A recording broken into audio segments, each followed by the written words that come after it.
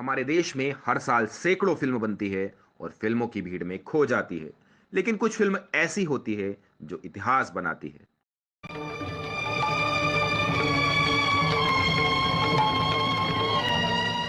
हमेशा हमेशा के लिए एक ट्रेंड सेट करती है और आने वाली पीढ़ियों को बताती है कि एक दौर ऐसा भी था जब इस इंडस्ट्री में ऐसे धुन के धनी और टैलेंटेड लोग काम करते थे।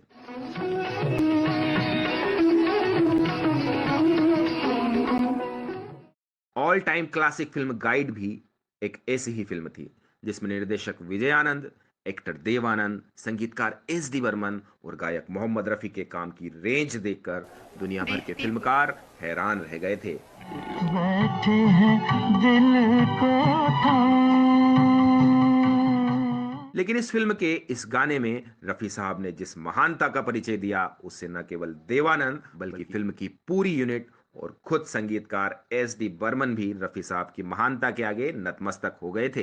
दिन ढल जाए है रात न जाए। दोस्तों, आज हम इस महान फिल्म और इसके इस महान गाने के बारे में बात करने वाले हैं जिसे सुनकर मशहूर गायक मुकेश जी ने रफी साहब को एक जबरदस्त ऑफर दे डाला।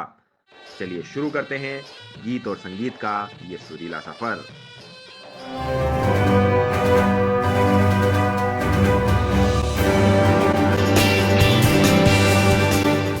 ये फिल्म एक संयोग से ही बनी थी और उसी संयोग से हिंदी फिल्म से जुड़े सर्वश्रेष्ठ लोग इसके निर्माण के लिए एक बैनर तले जमा हुए थे। वहाँ कौन है तेरा मुसाफिर जाएगा कहाँ। देवानंद के नवकेतन बैनर की इस फिल्म ने विजय आनंद यानी गोल्डी साहब को फिल्म निर्देशकों की कतार में सबसे ऊपर पहुंचा दिया था। वहीं देवानंद जी की रूहानी शख्सियत से दुनिया का परिचय कराया था। दम ले ले घड़ी भर ये छया पाएगा कहाँ। एस डी बर्मन नवकेतन के परमानेंट और पसंदीदा संगीतकार थे। जब देवानंद ने मशहूर लेखक आर के नारायण के उपन्यास द गाइड पर इस फिल्म को हिंदी और इंग्लिश में बनाने का ऐलान किया तो यह तय था कि हिंदी फिल्मों के लिए संगीत एस डी बर्मन यानी बर्मन दादा ही देंगे। आज फिर जीने की तमन्ना है, आज फिर मरने का इरादा है। जब इस फिल्म का एक ही गाना रिकॉर्ड हो पाया था तभी बर्मन दादा की तबीयत बिगड़ गई। तब तक नवकेतन बैनर के लिए एस डी बर्मन 12 फिल्में कर चुके थे। इसलिए जब देवानंद को यह बात पता लगी कि बर्मन दादा जल्द ही ठीक नहीं होने वाले हैं तो उन्होंने इस फिल्म को एक ही गाने के साथ रिकॉर्ड करने का ऐलान कर दिया। देवानंद के इस समर्पण और भरोसे ने बर्मन दादा को हिम्मत दी और वो जल्दी से ठीक होकर अपने काम में जुट गए। तू तो न आए तेरी याद सताए। इसके गाने कविराज शैलेंद्र ने बर्मन दादा के बंगले के टेरेस पर बैठकर ही लिखे थे और उन्होंने फिल्म की भावना के अनुरूप अपने गीतों में दर्शन को साकार किया। इस पर वहीदा रहमान और देवानंद ने एक्टिंग का एक अलग ही लेवल दिखाया। दिन ढल जाए हाय रात न जाए। सब कुछ परफेक्ट था लेकिन इस गाने से देवानंद को ऐतराज था। दरअसल उस जमाने में रिकॉर्डिंग बड़े बड़े टेप पर हुआ करती थी। जब रफी साहब ने यह गाना रिकॉर्ड कर दिया तो उसकी स्पूल या पुराने बड़े टेप रिकॉर्डर पर चलने वाले टेप को लेकर देवानंद और विजय आनंद सन एंड सेंड पर आ गए। रात हो चुकी थी। यह होटल एक तरह से देव साहब का दूसरा घर ही था। यह उनके बंगले के करीब था और होटल के मालिक गुल अडवाणी उनके खास दोस्त थे। इसी दोस्ती के खातिर इस होटल में ताउम्र देवानंद के लिए एक रूम हमेशा रिजर्व रहता था। यहीं पर देव साहब स्क्रिप्ट और फिल्म से जुड़े दूसरे काम करते थे। खैर, उस शाम जब दोनों भाइयों ने इस गीत को सुना तो उन्हें लगा कि इस गाने में रफी साहब की लय थोड़ी धीमी है और इसे री रिकॉर्ड करना पड़ेगा। तू तो न आए तेरी याद सताए। इसके लिए सबसे पहला काम था संगीतकार बर्मन दादा और गायक रफी साहब को सूचना देना। देव साहब ने बताया कि हमने दोनों को फोन किया तो दोनों की प्रतिक्रिया बिल्कुल अलग थी। बर्मन दादा बीमारी से उभरे थे और थोड़े चिड़चिड़े हो गए थे, इसलिए वो री रिकॉर्डिंग की बात सुनकर भड़क गए। जबकि रफी साहब ने नर्म आवाज में केवल यही पूछा, मुझसे गाने में कोई गलती तो नहीं हो गई जिसके कारण गीत दोबारा रिकॉर्ड करना पड़ रहा है। खैर, बर्मन दादा ने तुरंत सब साजिंदों को फोन किया और फेमस स्टूडियो में सुबह 5 बजे पहुंचने की सूचना दी। ये सुनकर सब खुश हो गए। क्योंकि दोबारा गाना रिकॉर्ड करने का मतलब था एक दिन की एक्स्ट्रा कमाई।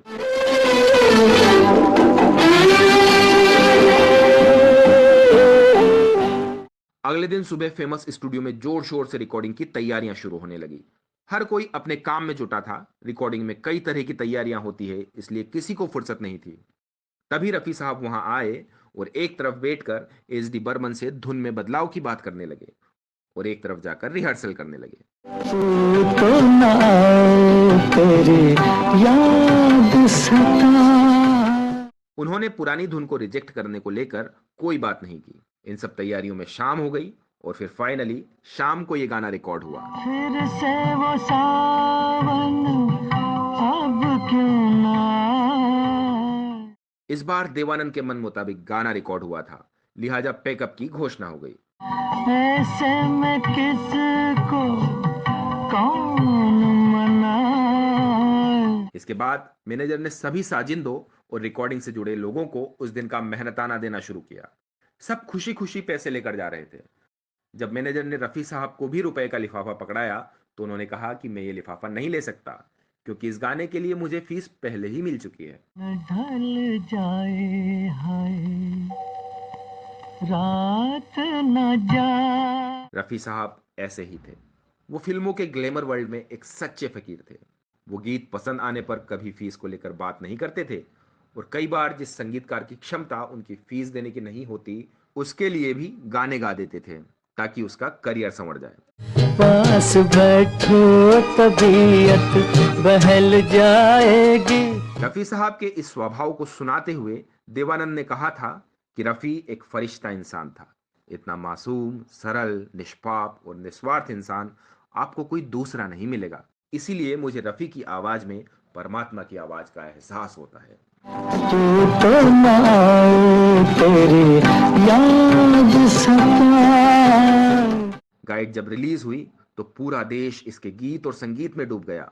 मशहूर गायक मुकेश के बेटे नितिन मुकेश ने एक बार बताया कि जब उनके पिताजी ने पहली बार ये गाना सुना तो उनकी आंखों से आंसू आ गए। दिन ढल जाए हाय, रात न जाए। वो जमाना ऐसा था जब इन महान गायकों को एक दूसरे के गाने पसंद आते थे और उन्हें तारीफ करनी होती थी तो उनके घर फूलों का गुलदस्ता भेज देते थे।